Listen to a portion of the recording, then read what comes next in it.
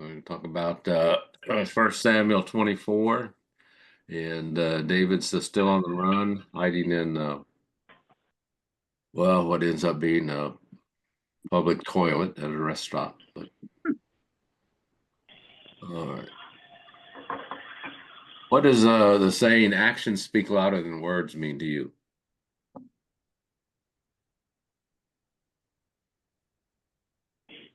Well, it's the opposite of the saying is do what I say, not what I do. Yeah. Yeah. All right. How does it feel when you find a rival or enemy suddenly and unexpectedly at your mercy? That's Good. an interesting statement, given what's happened. Yeah. Okay, what is good or bad about a face-to-face meeting between feuding parties? You actually get to hear what their position is.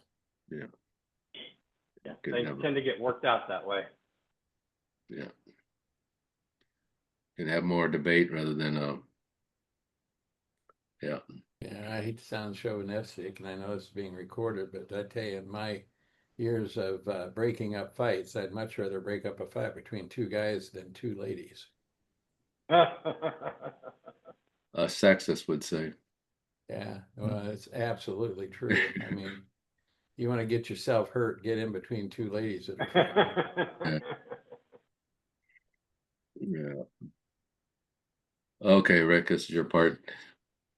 All right. After Saul's problems with the Philistines recede again into the background, he resumes his pursuit of David. At En Gedi, David unexpectedly and ironically finds himself in a position where he can kill his adversary and move to take the kingdom for himself. But his exemplary reverence for the Lord and for the Lord's anointed restrains him, and he therefore restrains his men from taking action. The episode ends with speeches in which David argues his innocence and Saul confesses David's right to be king. According to this passage, David is not maliciously intent on taking Saul's life and is not culpable in Saul's demise. On the contrary, he seems motivated only by genuine devotion to Yahweh and to the office of Israel's king. The idea of taking Saul's life is unthinkable to him. By contrast, Saul is characterized as a monarch obsessed with destroying his perceived enemy, David, irreverently pursuing him instead of protecting the people of Israel from the Philistines. This pattern only heightens David's legitimacy as Saul's successor. And maybe the bigger question for David and for our understanding is since David is anointed to be king, why is there such a long and trying journey to that position? Okay, thanks, Rick. All right, Steve. When Saul returned from pursuing the Philistines, he was told, David is in the wilderness near En Gedi. So Saul took 3,000 of Israel's choice men and went to look for David and his men in front of the rocks of the wild goats. When Saul came to the sheep pens along the road, a cave was there. He went in to relieve himself. David and his men were staying in the back of the cave, so they said to him, Look, this is the day the Lord told you about. I will hand your enemy over to you so you can do do to him whatever you desire. Then David got up and secretly cut off the corner of Saul's robe. Afterward, David's conscience bothered him because he had cut off the corner of Saul's robe. He said to his men, I swear before the Lord I would never do such a thing to my Lord, the Lord's anointed. I will never lift my hand against him, since he is the Lord's anointed. With these words, David persuaded his men, and he did not let them rise up against Saul. Then Saul left the cave and went on his way. After that, David got up, went out of the cave, and called to Saul, My lord the king. When Saul looked behind him, David bowed to the ground in homage. David said to Saul, Why do you listen to the words of the people who say, Look, David intends to harm you? You can see with your own eyes that the Lord handed you over to me today in the cave. Someone advised me to kill you, but I took pity on you and said, I won't lift my hand against my Lord, since he is the Lord's anointed. See, my father? Look at the corner of your robe in my hand. For I cut it off, but I didn't kill you. look and recognize that there is no evil or rebellion in me. I haven't sinned against you, even though you are hunting me down to take my life. May the Lord judge between you and me, and may the Lord take vengeance on you for me. But my hand will never be against you. As the old proverb says, wickedness comes from wicked people. My hand will never be against you. Who has the king of Israel come after? Why are you chasing me? A dead dog? A flea? May the Lord be judge and decide between you and me. May he take notice and plead my case and deliver me from you. When David finished saying these things to him, Saul replied, Is that your voice, David, my son? Then Saul wept out loud and said to David, You are more righteous than I, for you have done what is good to me, though I have done what is evil to you. You yourself have told me today what good you did for me. When the Lord handed me over to you, you didn't kill me. When a man finds his enemy, does he let him go unharmed? May the Lord repay you with good for what you've done for me today. Now I know for certain you will be king, and the kingdom of Israel will be established in your hand. Therefore swear to me by the Lord that you will not cut off my descendants or wipe out my name from my family, from my father's family. So David swore to Saul. Then Saul went back home, and David and his men went up to the stronghold. Okay, thanks, Steve. Any initial thoughts or comments on the passage? Okay, this basically the same map we kind of been looking at in last week, 2 weeks ago. David had gotten to the strongholds of En-Gedi, which is right here on the edge of the Dead Sea. And of course, the Dead Sea, as you know, is just filled with a lot of salt, and there's no fresh water there. But En-Gedi, there was a freshwater spring with lots of caves along here. All right, let's see what we got here. What activity did Saul resume as soon as the Philistine threat abated? Chasing down David. Yep. Wasn't even underlined. I took a week off. Yeah. David's men are ready to kill Saul, thinking this opportunity was given to them by God.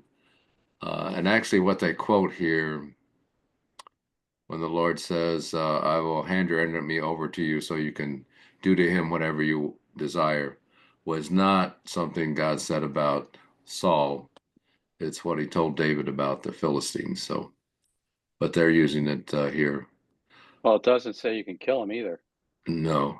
It says you can do whatever you want with him. Yeah. And David chose not to. Yeah. But again, it wasn't specifically to Saul, but it was to the Philistines. Right. But, so David got up. Yeah, so David's men are ready to kill Saul, thinking this opportunity was given by God. So David got up and approaches Saul. Now, when David, that's misspelled his name, got up, do you think he intended to kill Saul, or did he plan to take a piece of his robe, or did it come to him as he approached Saul?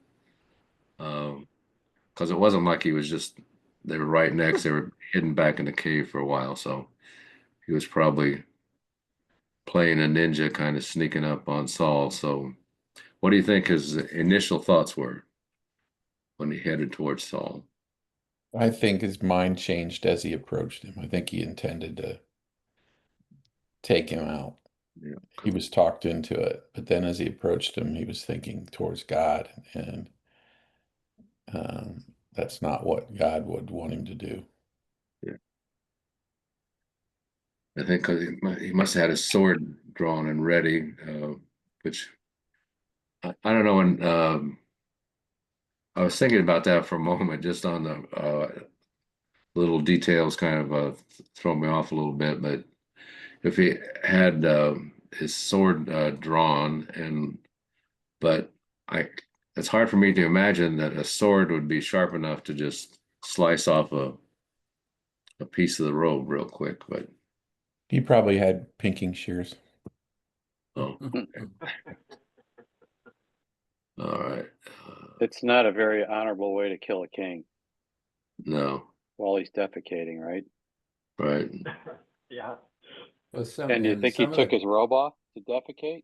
Yes. I don't know. You know, Yes, he would have. Yeah. Yeah. not just pull it up, he would have taken, yeah.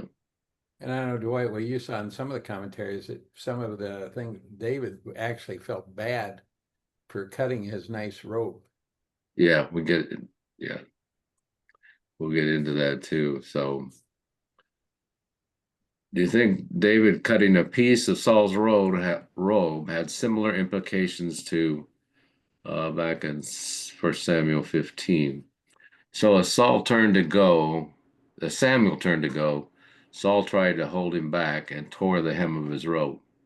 And Samuel said to him, "The Lord has torn the kingdom of Israel from you today and has given it to someone else, one who is better than you." Hmm. So do you think this is something, a similar implication here is that he's taking the kingdom from Saul, or maybe just his actions kind of represent that? Yeah, I mean, tearing the robe is so symbolic and so it's an item that is referenced many times in the Bible Yeah. about losing a son or, great despair. So yes, it had implications. It had a lot of implications, especially in this situation. Why did David have second thoughts or regrets about what he had done? He said, "Man, I swear before the Lord, I would never do such a thing to my Lord, the Lord's anointed. I will never lift my hand against him since he is the Lord's anointed." What Well, he, it's yeah, go ahead. because what he did is a lot worse than what we perceive today in today's society. I mean, we don't think about that as a big deal, but back then it was a big deal. Yeah. In fact, there's well, I think I got a couple of thoughts from one commentary. So it was pretty much talking about how you should, even though the person in that position is terrible, you should still respect the position. So I had kind of trouble copying those thoughts for some things to think about, because I'm thinking about our several last presidents, and how can we probably should still be doing that, but so why do you think David placed such importance on respecting the Lord's anointed? Because he's anointed. Yeah, because, well, and even though he was evil, probably understood that God put him in that position, and he was anointed for a while. No, I mean David himself's anointed. Oh, yeah. Yeah. So Well, to me, there's a little bit of a reference when Christ says, "Render unto Caesar what is Caesar's." You know, even though the tax might be unfair, you still pay the tax, right? So what arguments did David give to prove he was not conspiring against the king? That he could have killed him, and he didn't. I didn't lift a hand against you. See how close I was? I cut off a piece of your robe. No evil rebellion in me, even though you're trying to kill me. So to me, it's kind of weird that he regretted that he cut off the robe, but that's what he used. Yeah. Yeah. In what context did David invoke the name of the Lord? Let's see. "May the Lord judge between me and you, and may the Lord take vengeance on you for me, but my hand will never be against you." Well, I guess in that context, the Lord is the judge. Yeah. I the thing that when Steve was reading it, the revoking or invoking the wickedness comes from wicked people kind of that one really struck me based on what we're going through right now. Yeah, it's an old proverb, and I didn't see in a couple translations I looked at where it referenced a biblical proverb. So I don't know whether this was just a common saying or phrase or some rabbinical proverb. I don't know. But for David, what was the authoritative proof that he was not an evil man?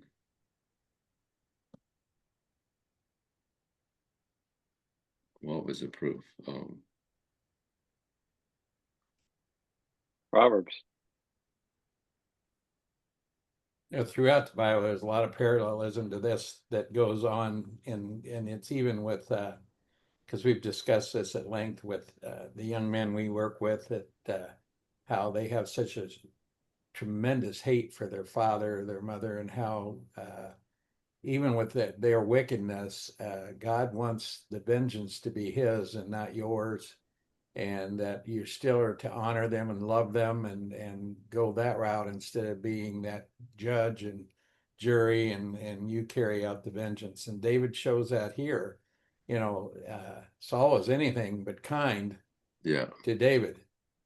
I mean, David probably in our own right, what we see what's going on today or any part of history, probably had in his mind, most people would have said, you know, kill him because of what he had done. But yet he had enough to still say, look, this is one of God's people and one God's anointed at one time, and I'm not going to do it. I'll let God take care of it. It's God's vengeance, not mine, and I'll step aside. Yeah.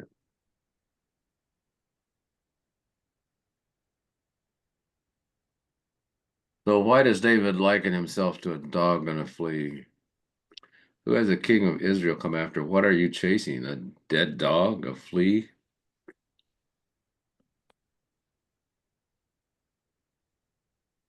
Why does he refer to himself in that way? So kind of referring to him that he's not a threat to Saul. Yeah, so here I am with 600 ragtag men, and you got 3,000 of Israel's best warriors with you. I mean, well, and even just me. I mean, how can you? I'm nothing to you. I mean, I can't really harm you other than this instance when you were vulnerable there. But yeah, so it just makes himself seem insignificant and not a threat at all. So what threat is a dead dog, or even what is the threat of a flea on a dead dog? So besides judging between him and Saul, what did David ask of God in verse 15? Oh, I guess it's underlined. May he take notice and plead my case and deliver me from you. Okay.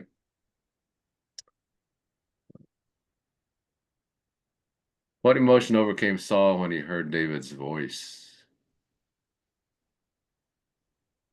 Sorrow. Yeah. Was it because he realized how close he had come to death, or was his conscience bothering him? Or was he remembering his saner moments, how he had loved David?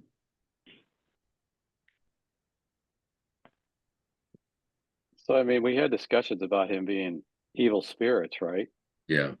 So maybe it's a moment when those spirits weren't as, you know, where God opened his heart, Yeah. Maybe, yeah. when the spirits weren't running his life.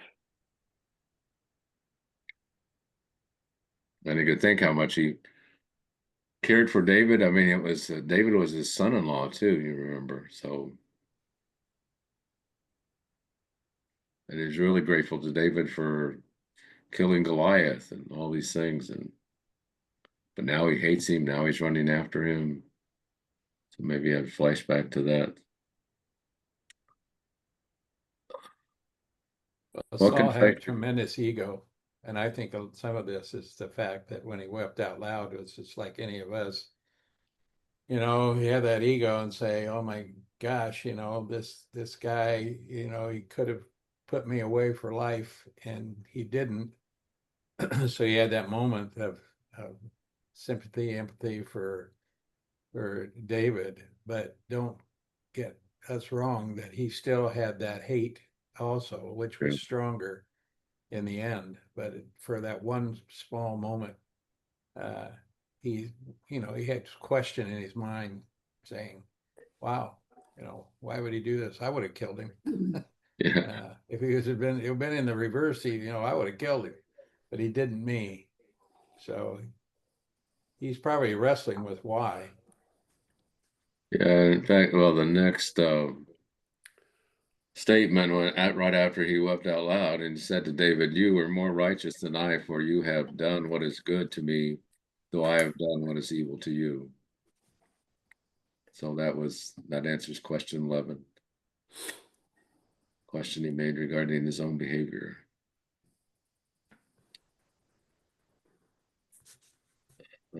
Look at verse 21. Is this similar to a promise David made earlier? So in 21, Saul's asking David to swear to me by the Lord that you will not cut off my descendants or wipe my name from my father's family. So David swore to Saul. So is this similar to another? Did he make something with Jonathan? Yeah, that's it. And Jonathan is talking and to David, and may you treat me with faithful love of the Lord as long as I live. But if I die, treat my family with this faithful love, even when the Lord destroys all your enemies from the face of the earth. So this is very similar to what Saul say, don't destroy my descendants, don't cut off my family name. And here Jonathan's asking the same thing. David, when you become king, and I think he said in this around the same time, can I be second in command? And even if I die or something, don't kill my children and children's children, etc. So, Well, that's a big ask too, because that was kind of the tradition to make sure nobody came after you, Mhm. Got into the public eye and built a rebellion. yeah, Herod was kind of good at that, even with his own family. yeah, That continues throughout history too. I mean, you Yeah. had kings that had sons that they were worried about whether they were going to take over too soon, so they'd kill them. Yeah. yeah, Yep. Presidents that have sons, yeah. you know, just by the name, they get the job. Yeah. Okay, and this is just from last week because we're still at Engedi. And Alistair Begg mentioned this too. He's taken trips to Israel, and they've gone to this place too. And where we talked about how this was fresh water, but it was right next to the Dead Sea, if you remember that. Okay. This is a good lesson on waiting on the Lord, Yeah. right? Yeah. Not And taking things in your own hand. And yeah. although part of you might say, the Lord comes back and says, well, I gave them to you and you didn't do anything. Yeah. It was right Yeah, there, yeah. right?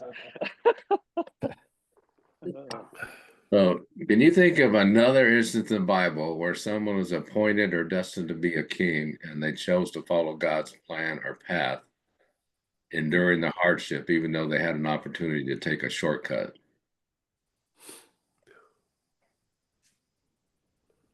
Yeah, Jesus. Yeah, Jesus is right. Yeah.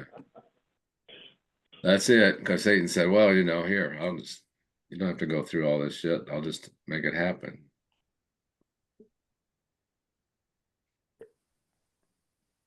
Are you as content as David seems to be to simply let God affect his will, his way, and his time?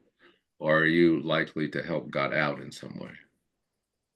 Yeah, that's the No, whole this time. is this is one of those things, the joke about the flood that comes and the police officer that comes to the door and says, "Hey, I got to get you out of here." And the guy says, "No, God will save me." And then the water comes up and the boat comes up and says, "Hey, we got to get out of here, get in the boat." He goes, "No, no, no, God will save me." And the water keeps going up and he gets up on the roof and helicopter comes down and grab the rope. We got to get you out of here. He said, "No, no, no, God will save me." And of course the water comes up and the guy dies. He goes up to heaven. And God's sitting there, he goes, hey, I just got to ask, you know, what happened down there? The guy says, you didn't save me. He goes, who do you think set the police officer, the boat, and the helicopter? So, do you recognize when God is offering, a path, or do you look at it and go, oh, that's a shortcut. I'm not going to take it. Yeah. It's a weird thing in life. Yeah. Yeah. So, well, at least that guy was thinking about it, but many times I we relate this to even our own society right now. There's so much with our social media now that when we talk, I'll go through this lesson, I thought of it more than once, is that we believe vengeance is ours. And Yeah. if you want to look at most of the comments, they're negative or outright dangerous and cause people to be crazy, and is when we're taking vengeance in our own hands. And we see a lot of that today, where we're not looking to God to say, hey, this is in your hands. We'll wait for you to do what's right here. We know, we believe, and we have faith in you. No, we don't have faith in you. We don't believe in you. And the vengeance is mine, and I'll figure out how to get this person. Yeah, or even both Gary Hamrick and Alistair Begg talked about this, people wanting to get impatient and doing their own way, not waiting on God, or not realizing God's working in His way in His time, and how they were just well, this is not happening, and the impact of not waiting on God, like one of the classic examples is Abraham and Sarah. God promised them a child, and they're going, well, it's not happening. I don't know. Something must be wrong, and that's by having making having a baby through Sarah's handmaiden. You see what the results is. It comes up with a generation and a nation that's plentiful, or as the Jews are more plentiful, but they've been in a constant struggle ever since the beginning of recorded time, let's say. Yeah. So because they couldn't wait on God, and I think even myself, when you're waiting on God to do something, you get impatient and you go off in the wrong direction and doing the wrong thing. So Yeah, but you get that struggle of when do you act, right? So I just, there've been a lot going on about people that had met Charlie Kirk when he was 18 years old and what did they think of him. And Ben Shapiro has a really interesting interview. He was on some campus, and here's this 18-year-old kid that comes up to him. Ben Shapiro was only 28 years old at the time. And he says, Mr. Shapiro, and he's talking to him about what he wants to do and what he sees. And he's already talking about the concern of the youth in the college campus. And Shapiro walks away and he says to himself, this guy's going to be the head of the Republican Party. Which is an interesting statement about an 18-year-old kid. yeah, But then he follows up and he said, well, I interacted with him and saw him and met with him many, many years after that. And the one thing you could say about him was he just had endless energy, and he never rested. And it's almost like he knew his time was short. Well, all of our time is short, right? We right. don't know what tomorrow brings. Um, so it's interesting when you juxtapose it against this situation where David waits, right? And and in that he sees that's God's plan. Well, a lot of times we wait because God's going to save us, and it's not this boat and it's not this helicopter, right? And we just miss the point. So it's a little bit more difficult, I think, to you know be still and know that He is God, Yeah. Yeah. but yet move when He wants you to move. It's not as simple as No, it's not simple. That difficult. whole discernment thing, right? Yeah. Well, it's also, I think, a reflection of your familiarity with his word, right?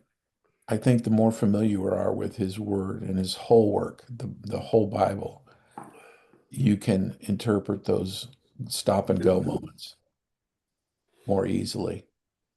And you're That's just my David, take and you're on a it. young man, and you have lots of energy.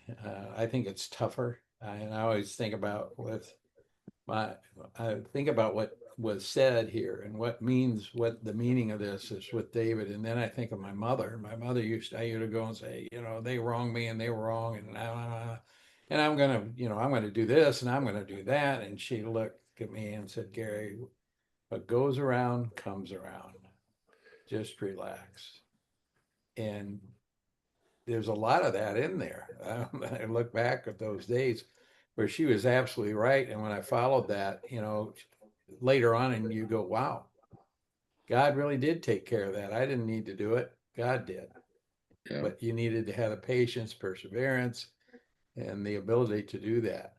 And that's why I think David continually, people say, well, why was he favored? He was always screwing up. But he still looked to God. He Yeah. focused on God. Yeah, but it is hard. I mean, I think, yeah, being our age and stuff, I mean, you have experienced on how when God does things in his time, but then for me and for us, we know that God's always taking care of us in every situation, every time. But then you're wondering, well, did I use all that up? Is there another Oh, is there yeah. another time coming? But then you think, well, God's abundant grace can never run out. So I don't know. That's for us. It's just kind of been a struggle on that. Well, he did this in the past. He's done this. He did this for us, and why would he not do it now? And like I said, sometimes let's personally, I guess, just think, well, wow, maybe we've run our course, or like you said, there's no more left for us, and we used it all up. I don't know. Yeah, think about Job, right? Yeah, So how can you tell if someone is sincere and wanting to turn over a new leaf?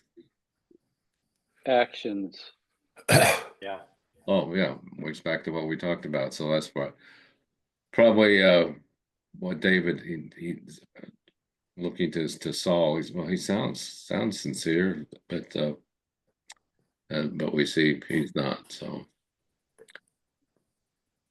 all right, some interesting things. So that's Gary Hamilton. When he was going through this, one of his things he said is, even if you don't respect a person, you should show respect for the position of authority. And again, that was brought up. I think I have a couple things from some of the commentaries. Interesting. Alistair Begg on this passage kind of went down the path of conscience, and comparing David's conscience and Saul's conscience, and part of that discussion. So we see countless stories in the Bible where God uses both wicked and righteous kings to accomplish his purposes. So again, relating to the passage, God puts the kings in power, and you kind of wonder sometimes why is this wicked king, or maybe why is this president in, and why he's not, so there's kind of a discussion on that. So sometimes the waiting for God to fulfill his plans or purposes is because he's preparing us for what he has planned. And that's kind of, as we read the story of David going from a shepherd to a king and a leader, that this time was actually for God to prepare David for his bigger responsibilities. And you would think that he had the bravery in this to go against Goliath, but he had some growing to do. David chose not to cut corners or take matters in his own hands when he had several opportunities to do so, which we'll see as we go on. So David's journey to the throne of the nation of Israel was long and difficult. Why? After all, God had rejected Saul and chosen David. It is very clear from much of the account of 1 Samuel that God was, as always, sovereign over all the events. We wonder why the God who could arrange the Philistines to attack Israel at just the right moment to force Saul to abandon his hunt for David, which was in the last chapter, could not simply arrange for David to painlessly take over the kingdom immediately. Oh, I guess I didn't. Wait, let me go back. Okay. Why I put this in here? Anyway, there is an aspect of a wider question that thoughtful people often ponder. If God's ultimate purpose for his creation is the new heavens and a new earth, where there will be no more tears, why is the journey to that kingdom so long and difficult? Why are there so many tears along the way? The same question to be asked of Jesus, again, much as we talked about early in the passage. Indeed, it was asked of Jesus, if you're the Son of God, the tempter said to him, then proceeded to suggest ways of coming into his kingdom quickly and without pain. Jesus rejected the temptation and he set out on the long and difficult journey that would take him to Jerusalem and to the cross. But even now, all enemies are not yet under his feet. And why? Even now. So, an important insight into these questions came on the day described in 1 Samuel 24. It was a day on which David could easily have made his path to the throne quick and easy. If we can understand why he did not, we will learn something very important about why God is bringing in his kingdom in the way he is. So these are the thoughts, and I didn't elaborate, but they had paragraphs and paragraphs upon these two thoughts here. Well, this thought, I didn't copy all the thoughts on this one. Civil leaders and religious leaders are to be respected. We are to honor our leaders and not curse or ridicule them, certainly not assault or kill them. Even when a leader is wrong, we are to show respect and honor for the position the person holds. But I think we'd all agree with that, but sometimes it's really hard to have respect for the ones that are not doing what's right or appear to be allowing evil things and laws and things to happen. So David sets a dynamic example for us of humility and loyalty. Just imagine what was happening. With raging anger and hostility, Saul was fiercely pursuing David, seeking to kill him.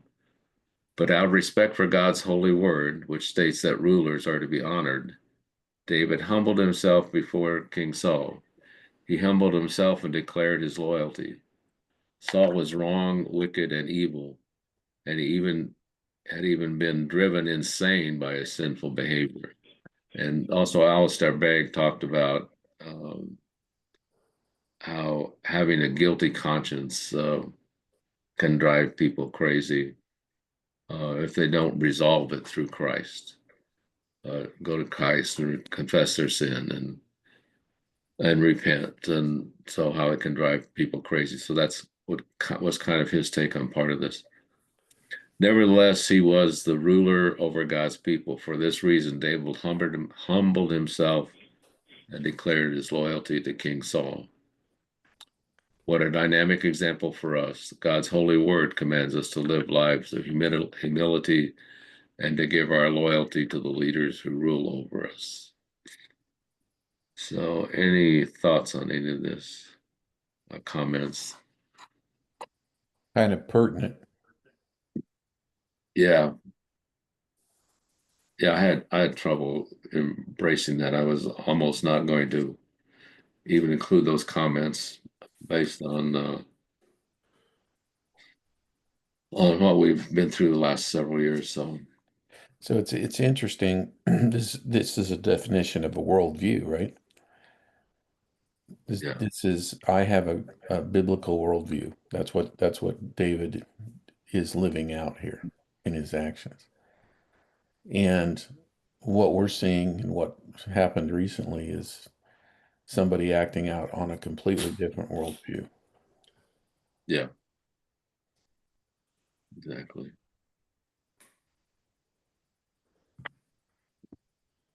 Any other comments on the passage or thoughts?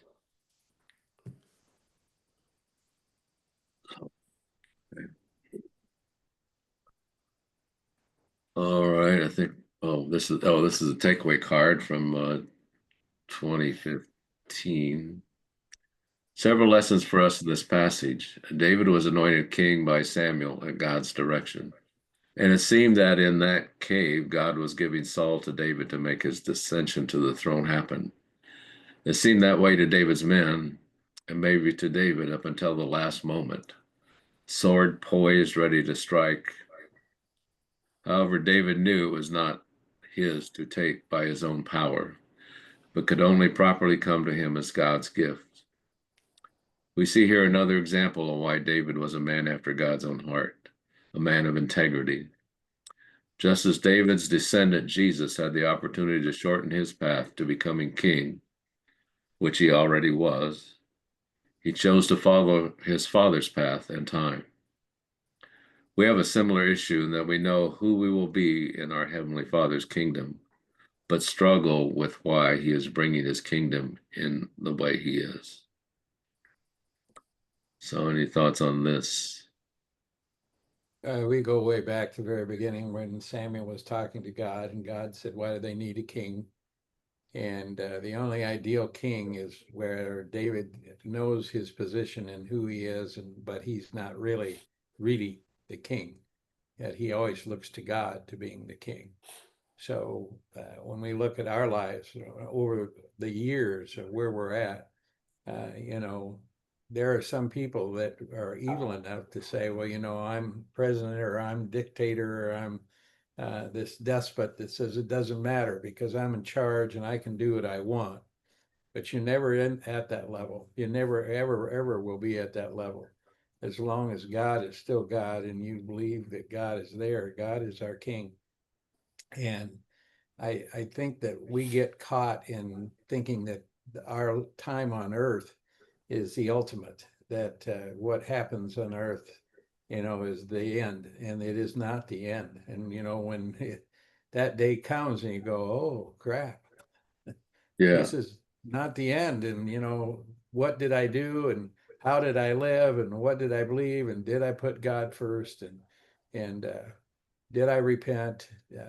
Did I praise God? I mean, you go through all those things. You probably, at that pearly gate, you're saying, wow, it was right. It's not the end. It's not the ultimate. So put God, what it really says is everything that says here is that no matter at what level you're at, you always put God first. yeah. So,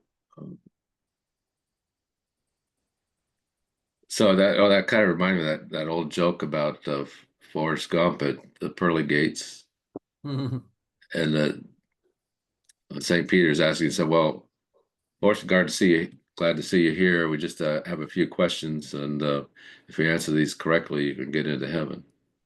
And I don't remember all of it, but then he says, "So how many days of the week start with a T?" Forrest is thinking about it, and he says, "Today and tomorrow." And St. Peter says, "Well, yeah, that's right. I mean, that's not what we were looking for, but yeah, I can't argue with that answer." And then he said, I got another question for you. When you're looking at time, how many seconds are in a year?" And again, Forrest was pondering this answer, and he says, "There's 12." And St. Peter says, "No, that's not right." And Forrest says, "Yeah, it is. January 2nd, February 2nd, March 2nd. Can't remember if there's a third question, but anyway.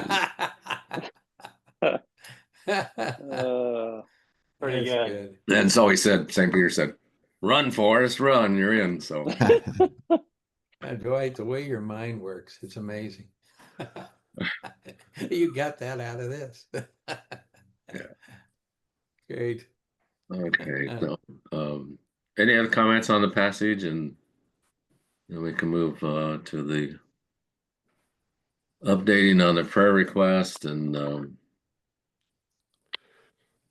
Any other comments on the thing? So the recording can stop, Gary.